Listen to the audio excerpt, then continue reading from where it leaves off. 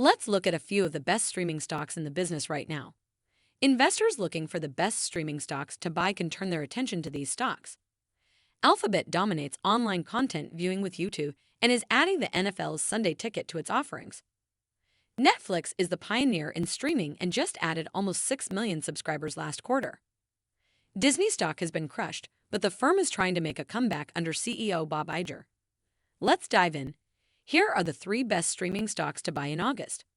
Welcome to Timely Investment Research. Streaming video is here to stay, regardless of what trend is dominating the stock market. While these stocks can ebb and flow with quite a bit of volatility, it hasn't stopped investors from looking for the best streaming stocks to buy. This business is not an easy one, either. While the back-end technology for streaming video is pretty straightforward, it's not necessarily a cheap business to get into. When you add in marketing and production costs, balancing profit versus subscriber and revenue growth is even more difficult. Then you consider things like the strikes in Hollywood, and the situation gets even more complex.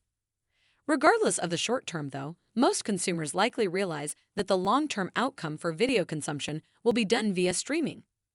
Let's look at a few of the must-buy streaming stocks out there now. Number 1. Alphabet. Alphabet is not often thought of as a streaming stock, and it certainly doesn't typically lead lists like top streaming stocks for August. However, that's exactly what we have here. Even as investors tend to think of Alphabet as an online advertiser, internet browser, search engine, and cloud provider, it's also one of the largest providers of video entertainment in the world. Behind Google.com, YouTube.com is the number 2 most popular website in the world. Further, the company's YouTube TV is another segment in streaming. It carries tons of channels and allows for cloud-based TVR. Now, it also has the NFL's Sunday Ticket. Reports about the new offering state: at the start of the 2023-24 season, Sunday Ticket will be available 2 ways: as an add-on package on YouTube TV and as a standalone a la carte option on YouTube primetime channels, which allows you to subscribe to individual streaming services and channels as well as watch movies. Number 2. Netflix. The crown of streaming belongs to Netflix. Subscription numbers, Emmy nods, and other metrics aside, it's hard to dispute what Netflix has done to the streaming video space. While many inside the industry may have shrugged off Netflix in the early goings, the company completely revolutionized the space. The stock suffered a horrific crash in the bear market, suffering a peak-to-trough decline of more than 75%. However, the stock is now up more than 160% from those lows and is up almost 50% so far this year. According to the company's most recent update, Netflix had over 238 million paid subscribers, up almost 5.9 million subscribers compared to the prior quarter. As the company continues to crack down on password sharing and is pushing ad-based revenue, management is clearly on the hunt for more growth. With the stock's strong performance so far in 2023, investors are right to wonder if more upside could be in store for Netflix.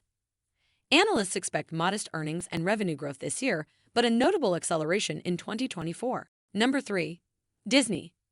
Disney has been the down-and-out name in the space, making some investors truly question whether it's one of the best streaming stocks to buy. However, it's hard to sleep on this stock for the long term.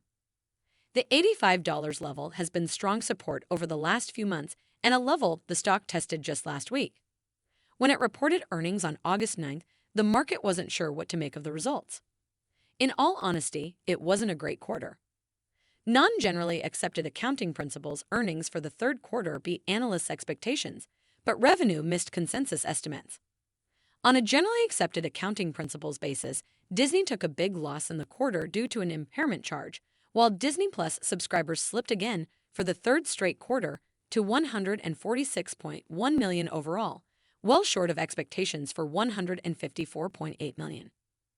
That said, there's hope that we're near some sort of turning point.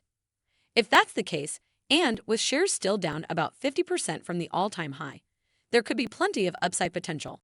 Thanks for spending some time with us today, Timely Investment Research. We're so glad you did. If you found value in today's video, please give us a like, hit that bell icon to never miss an upload, and hey, don't forget to subscribe.